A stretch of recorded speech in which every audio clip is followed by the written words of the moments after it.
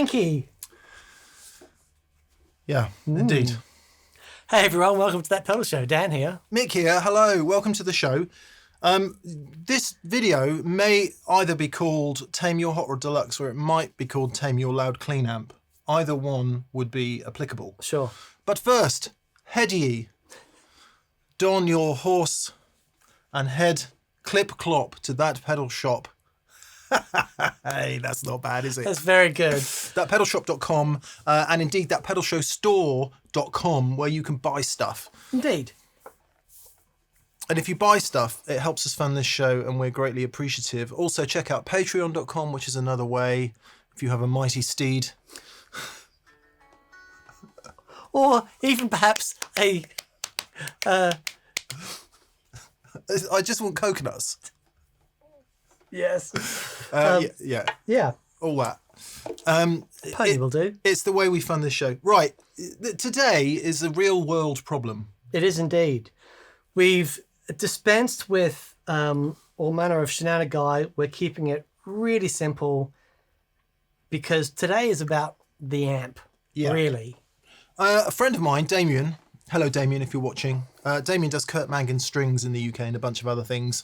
And lovely, lovely chap he is too. He's just started his band called cool. Damo and the Dominoes. Nice. And you can guess the theme. Yeah, the Damonos. Brilliant. And his mate, he advised his mate to buy a Hot Rod Deluxe. His mate said, I want to buy an amp that's kind of loud enough, clean enough, portable enough, good all-rounder. And in everyone's world, the fabled Fender Hot Rod Deluxe ticks all of those boxes. Yes, indeed. It's been around a long time. It's had various variations over the years. It's currently on version 4. This is a version 3, just for the record. But they all exhibit similar traits. Mm-hmm. And the problem is that volume control. What you heard me playing at the beginning there, you probably saw that just with the pick attack here, we went from 80 some dB to 104. Nice. And the amp is on 2. Wow. Should we invoke Noel's knobs? I wonder what the settings are. I haven't spent a lot of time with a Hot Rod Deluxe, but when we were setting up, I was just playing some stuff with the telly and Mick says, yeah, it doesn't seem that loud. And then I just went and dug my right hand in and Mick's like, oh, heavens. Yeah. So yeah, that's that problem, right? Now, we'll pick up the pace in a sec, but just to put that into context, where that really works and the reason that the Hot Rod Deluxe was designed in the first place, along with the whole Hot Rod series, I think Richie Fliegler had a big hand in it while he was at Fender at that time, was exactly so it's going to pop out of a live mix. Yeah, and as a result, you will see them on stages everywhere. Deluxes, DeVille's, there's the Mike Landau version of the DeVille, there's the George Benson version of Deluxe. They're really, really popular amps and they're great amps. In fact, slight tangent, last Monday, I was lucky enough to play a song with Paul Stacey and a few other people at a little gig in London, and there was a Hot Rod Deluxe 4. I was really happy to see it. I plugged in a couple of overdrive pedals and it was loud as hell. Yep. Didn't miss a note you played. It was on 2. Wow. Okay. Yeah. So it's a loud beast. And Are they're they in 40 watts? Yeah. Right, okay. 40 watts, 2 6L6s, a single 12-inch speaker. Right. 2 channels, and we may use the overdrive channel in a minute, but at the moment we're in the clean channel, and as you saw from Noel's knobs, there's no master volume on the clean channel. It is literally the volume. Right. So here's what happens. We'll just explain the problem briefly. Dan, if you wouldn't mind, I will film this. Okay. Keep your eye on the dB meter.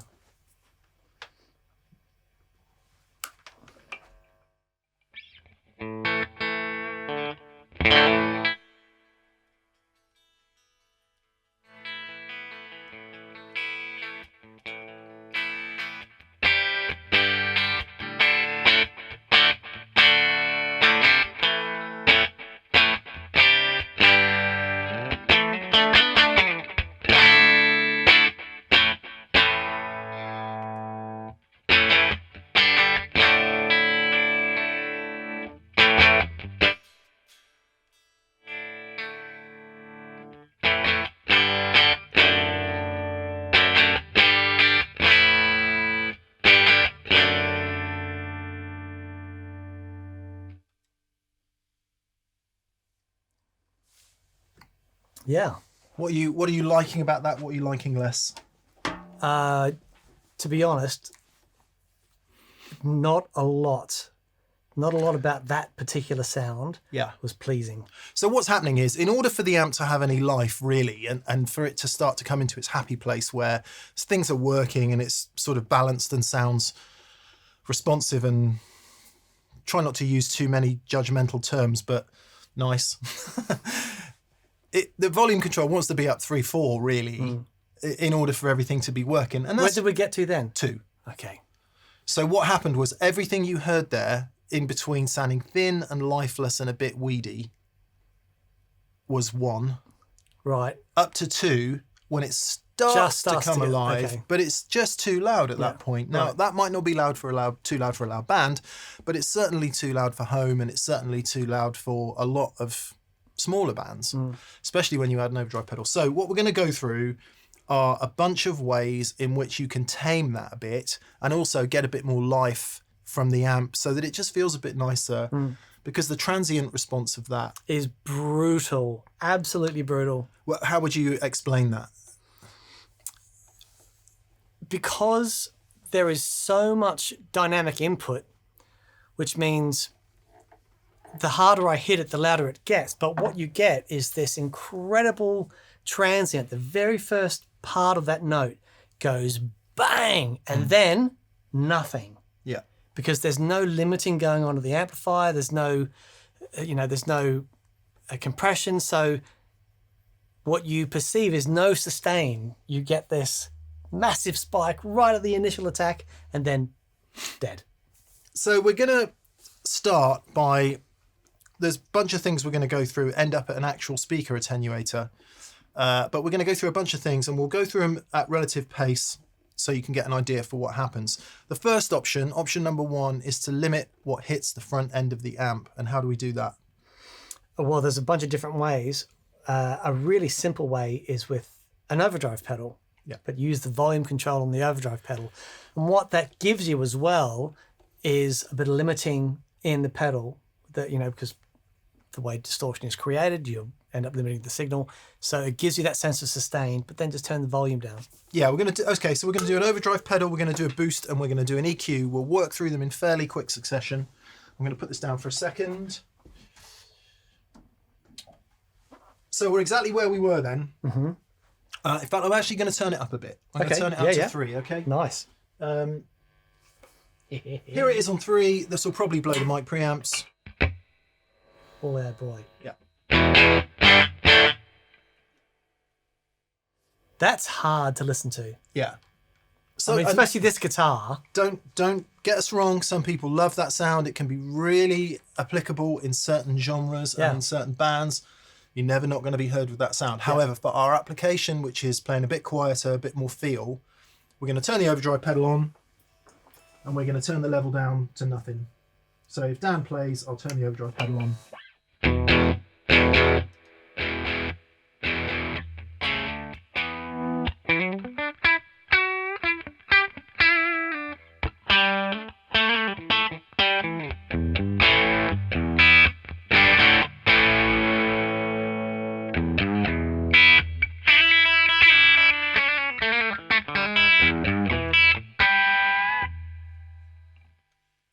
And we call this underdrive, right? Because you're taking something that's loud, you're making it quieter using the pedal. Because remember, pedals can get quieter as well as louder. And then you can just dial in your level of overdrive. Yeah. How are you liking that? That's nice. A bit more top end.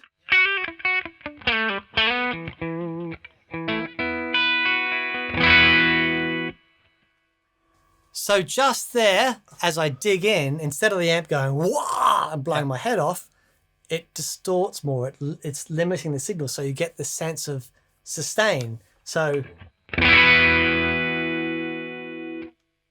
lovely. It's still not the nicest sound in the world, if I may be so bold. You may be so bold. Because the ODR1, any overdrive pedal you choose is going to have its own specific sound. Now, it might be that by changing the tone pots on the overdrive pedal, you can get closer to it.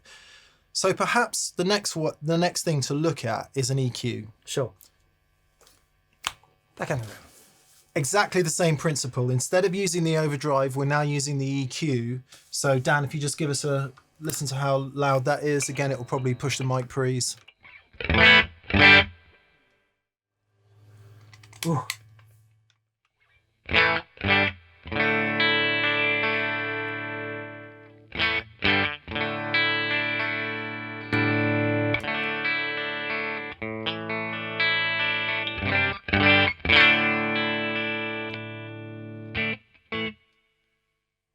So now, in addition to turning it down, we can also then shape Yeah. the sound a bit, because the effect of turning it down does have a real effect on your perception of the frequency. So if there's something you don't like about that sound, which is?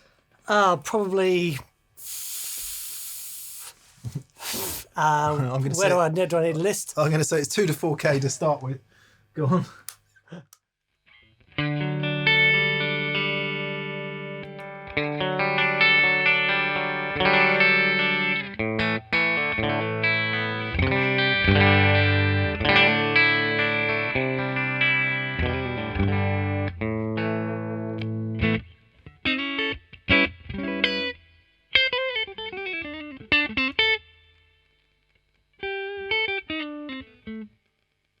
So what you've done there is taken out a lot of that spiky, aggressive frequency.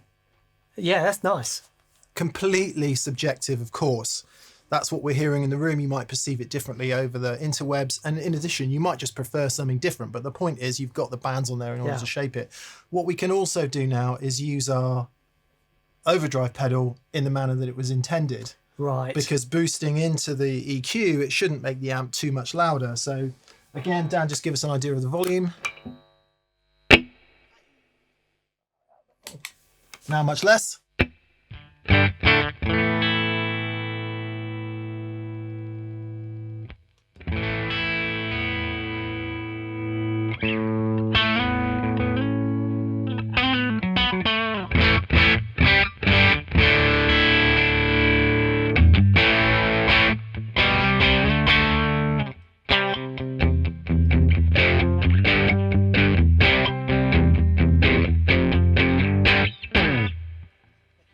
Again, you may like or dislike the sound of that overdrive. Choose whatever overdrive you like.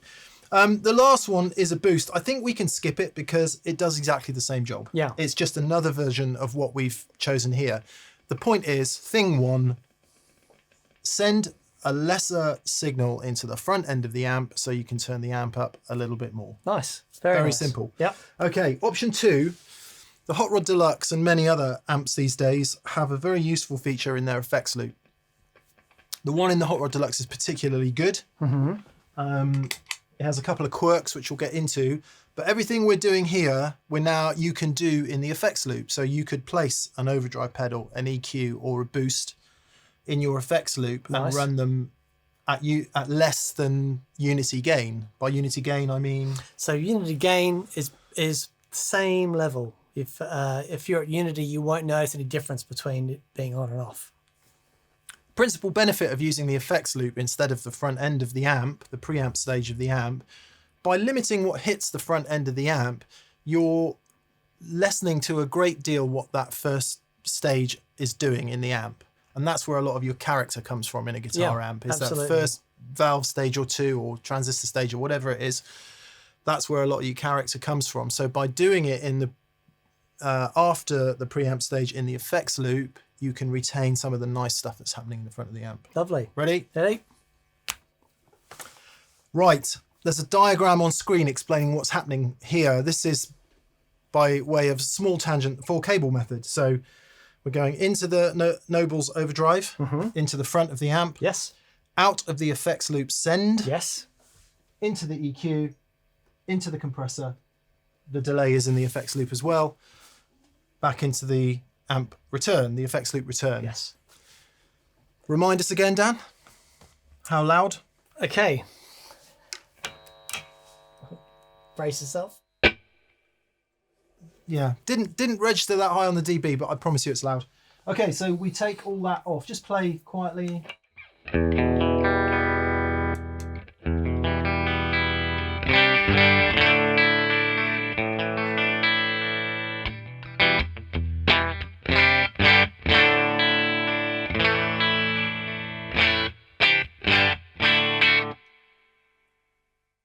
taken quite a lot of the spike and the attack out of that. And now we're going to add a compressor to see if it can sort of mimic what's happening in the amp as it gets working a bit. Yeah. See if you notice much difference in feel. Okay.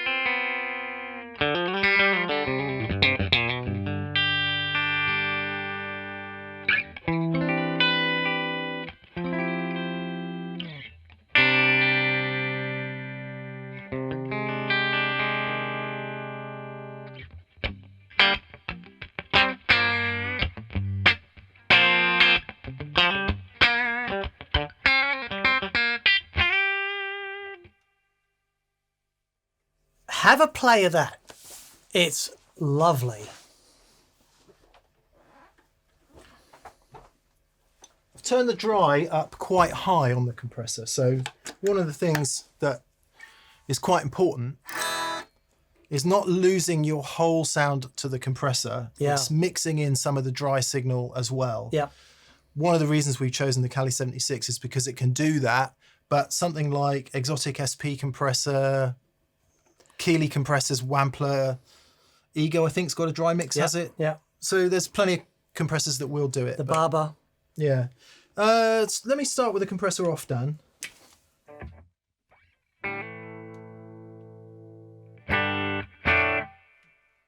It's so interesting how Dan's telly is infinitely louder than all the other guitars we own.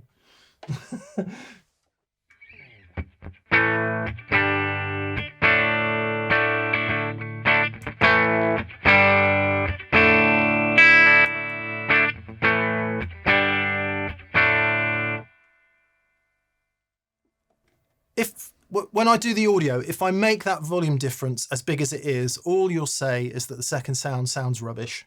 Because it's quieter. Because you perceive louder as fuller and bigger and better. Right. So we'll mitigate some of that. You're going to have to take our word for it that it's considerably less spiky and much more livable with in the room. Yeah. Yeah.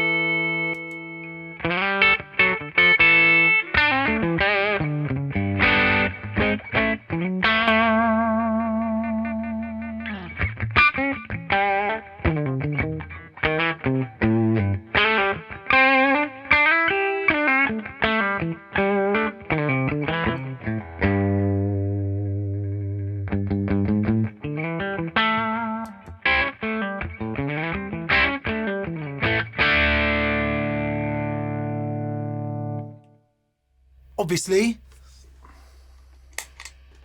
it's that pedal show. It's me and Dan. Clearly, we're going to prefer the louder sound. Yeah, but what's really interesting about the compressor is it does give you that little bit of squish and limiting back, which is such a big part of when the amp's working. Yeah. You know, you don't have the sound pressure level that's doing the stuff between the guitar and the amp and all that stuff, but it does allow you to dig in a little bit, and there's a push-pull thing going on. And surprise, surprise, it does exactly what a compressor should do. Makes the transients less and the quiet bits a bit more. And I think also gave it quite a nice EQ, because they do affect the EQ. They affect your perception of what's happening in the EQ. And it sort of became less woolly, less spongy, less kind of summit and nothing. Yeah. And started to pop exactly as it would if you were using a compressor such as this in a post-production style environment, which is sort of kind of what we're doing. Yeah. Because we're using it in the effects loop, because there's dry signal mixed. It's kind of parallel with what's happening. Yes. And because it's in the effects loop after the preamp, it is, all right, it's not after the speaker, but it is kind of post. And it does give you a slightly more polished feel, I think. Yeah. Yeah, because the preamp is doing exactly what you'd want it to do. Yeah. That's not being touched. It's, you know, apart from when you put the overdrive on. But, you know, we don't have to turn the preamp down to nothing. The preamp can sit where it likes. And all of that attenuation is being done post preamp with the stuff in the loop. I think I'm really impressed with the sound and feel of the compressor in the loop. Yeah. It's really nice. Obviously, your compressor settings will be to taste. Just make sure you dial in some of that direct straight through. But for that thing of playing at home, Yeah. what I love about this amplifier is that you can put that on any stage in the world and be heard, right? But actually, being able to practice with that amp at home with a compressor in the loop and being able to turn it down to a point where it still feels nice. Yeah. Because that was my biggest problem with going straight in the front, because those transients were just out of control. Yeah. You know, if I tried to have any dynamics with my right hand, it's just a punch in the face. Just but push, with that on, it's nice. Works great. Works really great. Wow, that's really cool. One other thing we're going to talk about effects loop wise then is, or actually we've got two more things to talk about effects loop wise. The next one is a different approach to using effects loop. Back in the room. Okay, what we've got now is something that we've explored a number of times on that pedal show. It's using an external preamp, an actual preamp. In this case, the Effectrode Blackbird, which as you can see has got some valves in it. We're now not touching the front of the amp at all. And to prove it, I will show you. We're literally going from the guitar, put a diagram up, into the overdrive pedal, into the preamp, into the delay, into the effects loop return. So there's nothing being sent from the effects loop. There's nothing in the input of the amp. We're purely hitting the effects loop return. We've got some interesting interference, probably from the phone. So, no. I wonder what the settings are. There you go. Nothing in the input.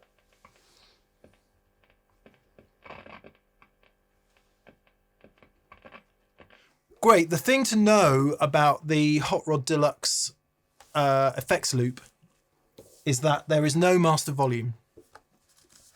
The master volume is gone now. It's on maximum. Right. So this is what Dan's guitar sounds like straight into the effects loop return, given that we've got no pedals on, although it will be buffered somewhere there, I expect. It's buffered from the ODR one. Yeah. This is what happens when you plug a guitar straight into a power amp return rather than the front of the amp.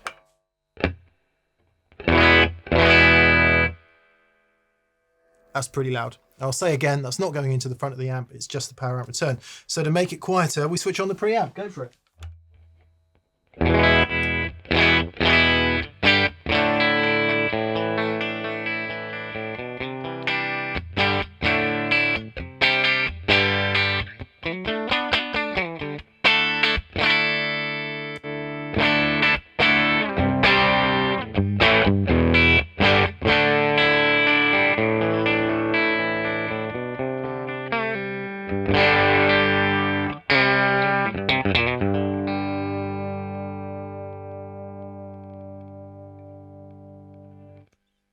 So if I now give that a good hit with the humbuckers.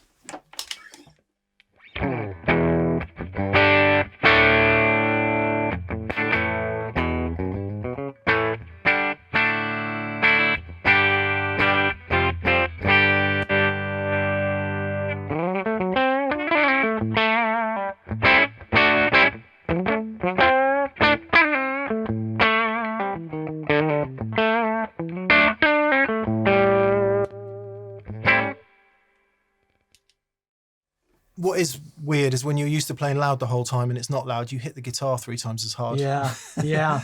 But for home volumes, that's totally workable. We've got a nice tube preamp there, hitting the back end of the Hot Rod Deluxe. We've got a straight valve signal path. It all sounds really nice. 2 channels. So replacing the front of the amp with that. Why would you want to do that? Maybe you prefer the sound of that particular pre. Maybe it's voiced in a different manner. Like one might be voiced to sound a bit more Marshall-y. One might be voiced to sound a bit more black panel Fender-y, etc., etc. So, of course, you could use the second channel of that as well. This is just an alternative. And that enables you to keep using your overdrive pedals in front as well, so no problem there.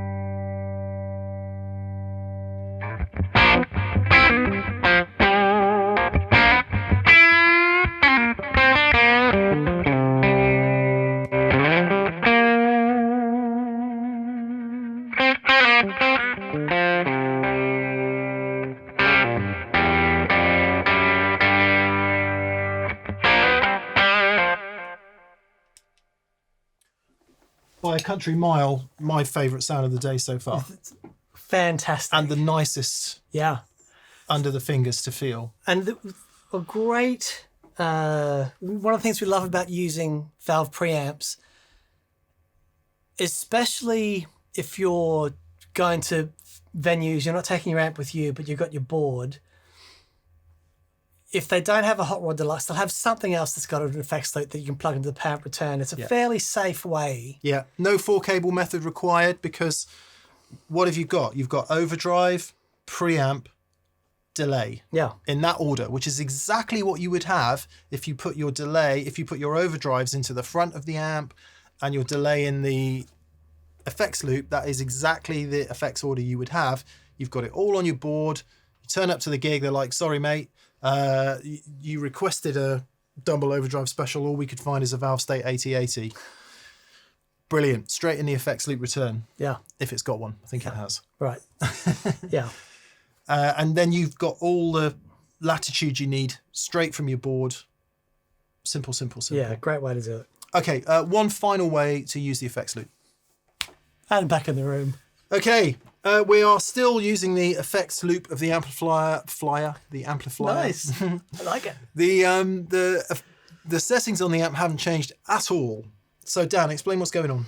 So there's a device sat back on the amplifier, which is a signal attenuation device. Full disclosure, Dan makes this. Yeah. So take that as you will. Yeah.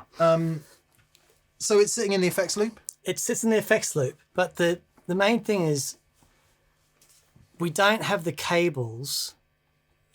Normally, when you're using the effects loop and you've got the cables going from the preamp out to your board and then back, what this does is it sits on the amp and you use short cables so you don't get that long cable thing. And then you're using the effects loop from the underliner to put the delay in.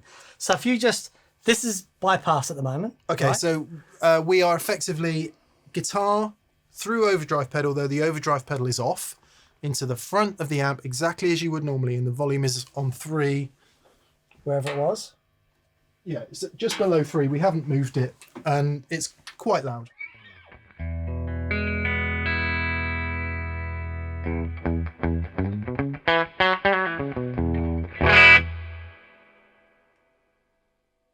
reverb might have gone up a touch as well. I might have knocked it. Yes, I shall turn that down just a bit. Nice though it is. So yeah, we're comfortably hitting 102, 103. You will have heard from the mic pre's that distorted the mic pre, so. Yeah. So with this thing sat in the loop of the amplifier, if I just now turn on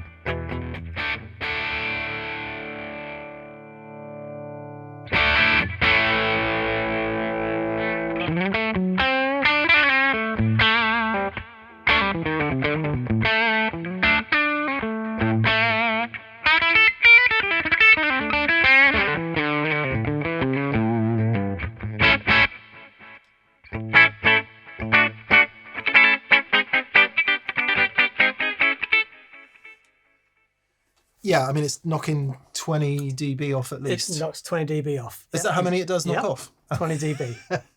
And the machine says that it does. So you've got 2 levels of that.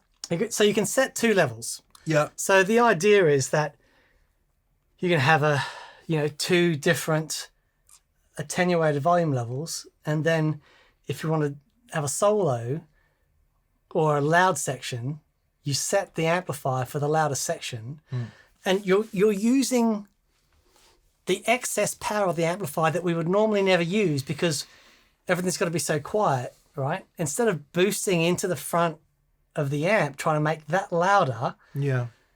we're turning everything else down, and then when we need to be louder, we're using all the power in the amplifier to do it without changing the core tone of the preamp. So the benefit of this in a way is that we're not fundamentally changing the character of the amp as we've done with pretty much everything else. If you use a different preamp, obviously that fundamentally changes the amp. You may well want that, but if you don't want that, you can now use your clean and overdrive channels in the amplifier. But the other thing you can do, presumably, is crank the amp up. Yeah. So we'll get into this in the next setting as well when we go to the attenuator. But right back to the top of the show, you may be scratching your head at this point going, hang on, why not just turn the amp down? Yeah. And if you remember, it just sounds a bit flat and lifeless when it's turned down and spiky and those transients. So I'm going to, if you play down, I'm going to head off from 3 and we're just going to crank the amp in the clean channel and see if we can get it to overdrive using the underliner to turn it down. Yeah. Simple enough.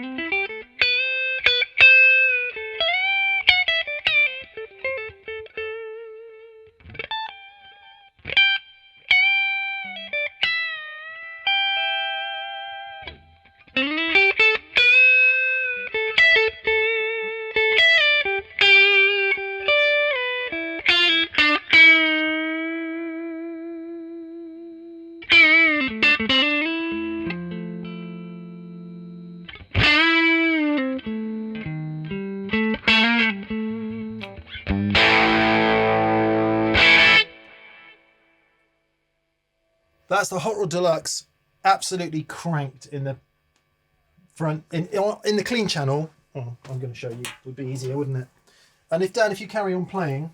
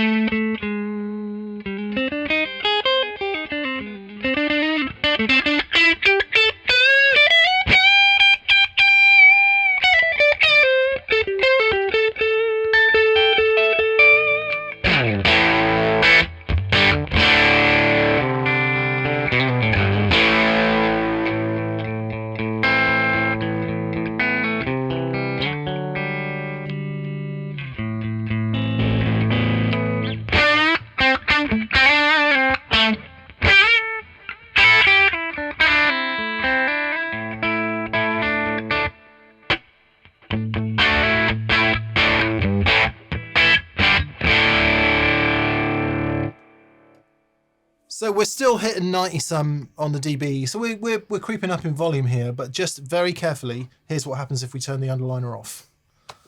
Okay, just play, and just keep the volume down.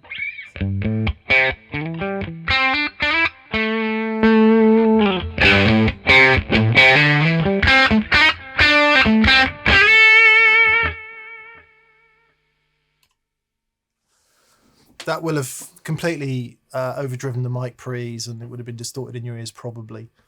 Quite a nice sound as it goes, but we did hit 106 on the dB meter. So yeah, the other, it's going to sound like a sales pitch, so let's do it anyway. The other benefit of this is when you run your effects in the loop of the underliner, you don't get that thing that you can sometimes get when your effects are vastly different levels when you turn up and down. Yeah. So it keeps the level of the effect. The preamp level is consistently hitting Yeah. the effect at the same level. Yeah. It's just like a big massive volume at the end of everything. Yeah. And I mean, it's a simple thing. The tricky thing with doing anything like this is getting the headroom, because there's a lot of signal, so a normal 9-volt thing won't do that. Yeah, if you replace the underliner for an overdrive pedal, it will just cave in once you start to turn that. Yeah. Once you start to really hit it. Yeah. But the concept is pretty simple, but it's what I've always liked about the Hot Rod Deluxe and especially the overdrive channel. All of the tone is created in the preamp. Yeah. You know what I mean? The power amp is just open, as open as it can be until it gets turned up. And it's similar in a lot of those sorts of amplifiers. So the idea is, let's leave the preamp as it is. Instead of having to turn the preamp down to control the thing, let's leave the preamp doing its lovely thing. Or indeed using an underdrive, which is going to drive the front end of that amp less hard, therefore less overdrive, etc. Yeah, yeah. Cool. Okay. All good then. The last thing we're going to do is an actual speaker attenuator and see what that does. Nice. Okay, finally, and perhaps the first thing that would come to most people's minds, and maybe the first thing you want to try, a speaker attenuator. Yep. Now this differs from the last attenuator we used. How? Because this is turning down everything, including the output section of the amplifier.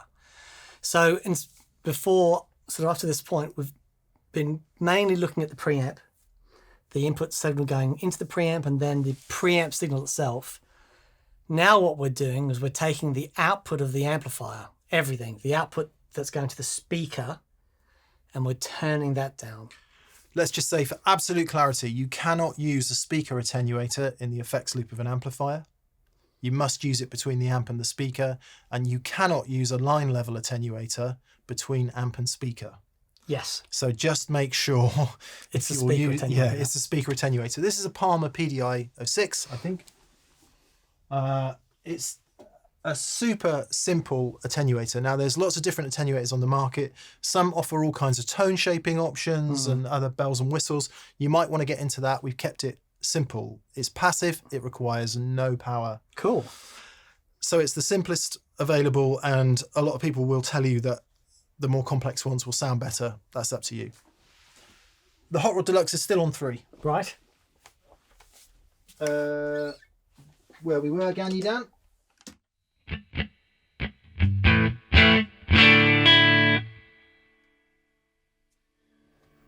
Turn the attenuator on.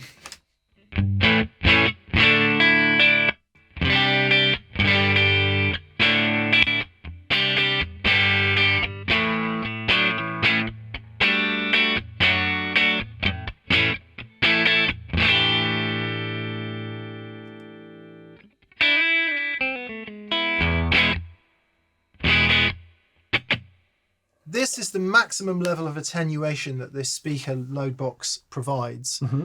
It's saying the output is at about 18% of what it would be normally. Okay. The minimum level is 70%. Sounds like this.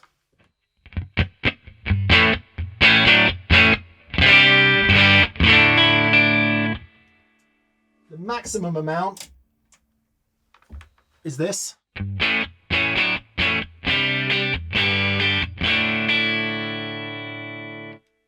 And at this point, I can clearly hear the sound of the pick on the strings from Dan, and you can tell by the dB meter how quiet it is. What I'll do now is I'll crank the amp up, Yep. get it overdriving, bearing in mind we're still in the clean channel, and maybe affect the EQ a little bit. Sure. To just If you can just pop the those cables in the effects send, yes. because at the moment that's just the amp. We don't have any Okay, so pink and send. pink is send. Yeah. There you go.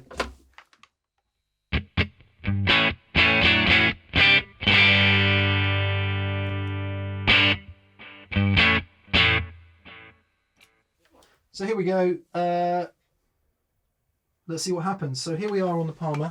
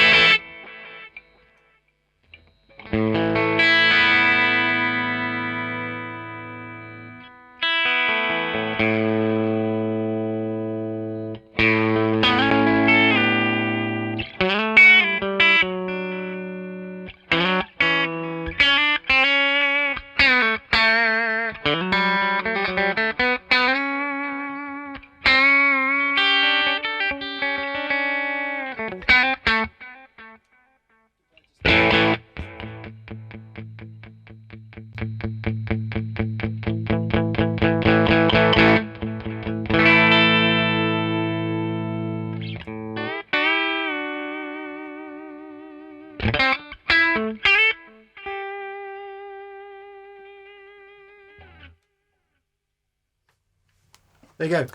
We often say that an attenuator significantly changes the tone of an amp. It definitely does. Mm-hmm. In a number of ways. One is just obviously the perceived volume, Yeah. because you feel volume as much as hear it. So that's gone. And then the way it affects the resonance and the top end is different too. Yeah. Yeah. The output transformer of an amplifier has a relationship with the speaker. Mm. It's a dynamic thing, and so there are other sorts of attenuators where they call them Reactive load. reactive loads, which is sort of mimics that relationship, and it's really interesting. The output stage, by the time the amp is cranked, the output stage is distorting. Yeah. And that's adding a whole bunch of different things. And what's interesting about having an effect in the loop at that point, when the output stage is distorting, is that suddenly the loop becomes almost superfluous because whatever's in there is distorted as well. It's overdriven. Yeah. Exactly. Yeah. So, however, it's a great sound, and people use the attenuator thing because getting that output stage working, that harmonic content is really cool. Yeah, and there's shades of grey here, aren't there? Because let's cap off by saying what we did today. We started with a spiky amp where the transients were too much and the kind of too choppy, too harsh, too kind of not very nice under the fingers. Mm-hmm. And by applying limiting, if you like, less gain, not quite the same as limiting, but anyway, by making the gain less at each stage, i.e. into the front of the amp, between the preamp and the power amp, and then after the power amp at the speaker, by doing that in different ways, there's a whole ton of different shades of gain stacking, which is what we're doing. Mm-hmm. So try not to use too many terms here, but that's what we're doing. We're stacking these different levels of gain all the way through the circuit, and it might be that this one works for you or that one works for you. And using an attenuator doesn't mean you have to crank the thing to 10 and attenuate to the maximum level. That's a really good point. It might be actually that just 1 or 2 notches back on the attenuator is enough. Yeah, and it also might be that you're not cranking the preamp as well, you're just giving it a little bit more, you know what I mean? And just to get us to the point where the amp is working, and then use the attenuator. As we said before, it's the amp is a bit flat below 3, but certainly below 2, it's kind of not really working. Yeah. So to be able to get it up to 3 or 4. But I think that's a reaction a lot of people when they put the attenuator and they go, oh, great. And they just turn the amp all the way up. Yeah. And that's cool. But just getting into the amp to a point where it's working and giving you a little bit more feel, you know, is enough to warrant the attenuator then bringing that back down. Yeah. Cool. Okay. Hope that was useful. Bunch of different ways. Need I ask what your favourite way was? I really liked the Blackbird. I thought that sounded really great. I mean, I think they all have their application. Yeah. I think for me, the least satisfying is just the straight attenuation into the front end of the amp. Yeah.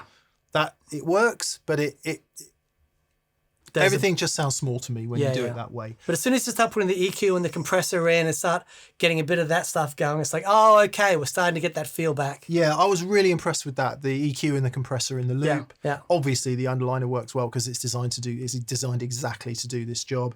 The attenuator for me, I've never liked them. Right. Never been a fan. I'd rather do things elsewhere in the signal chain. Sure. For this particular application. Yeah. So yeah, hopefully that will spur a few ideas and help you tame that spiky amp. If your spiky amp doesn't have an effects loop, your options are more limited. Yeah. But I think it's specifically with the Hot Rod Deluxe being such a popular amplifier. It's really popular. It's because it sounds great. It has enough grunt to work in a live situation, in any live situation. If you turn up to a gig and there's a Hot Rod Deluxe on stage, it's going to work. Yeah. But the tricky thing is getting it happy at those gigs where it's quiet. So, you know, just having a few of these ideas. And indeed at home, and indeed for recording. Absolutely. Absolutely. So, yeah. Good. Brilliant. That was really fun. Really fun. Thank you so much for watching. Again, please subscribe if you haven't subscribed. A massive thank you to anyone that's gone to thatpedalshowstore.com. We've got some new t-shirts. Some new mugs are in stock. Some really cool things. It's the main way we fund the show. So the hat he wears. Indeed. Chapeau, good sir. And for our friends in America. Yes, go to thatpedalshop.com where you can pick up pedals, accessories, even amplifiers. If you're in the USA and Canada, please go there. And we'll say a final thank you to our patrons on patreon.com/thatpedalshow for your support. It greatly helps us do this show. Indeed. Our preferred retailers in the UK and Europe is Anderton's Music of Guildford in Surrey. And our mates in Australia would be Pedal Empire of Why Do I Keep Looking Over There, Dan? That's the question. Pedal Empire of Brisbane, Queensland. Which I'll be heading out there this Christmas. Nice. It'll be really fun. Nice. Brilliant. Have a great day, and we'll see you on Monday for viewers' comments and questions. Till then, have a great day. Bye-bye. Bye.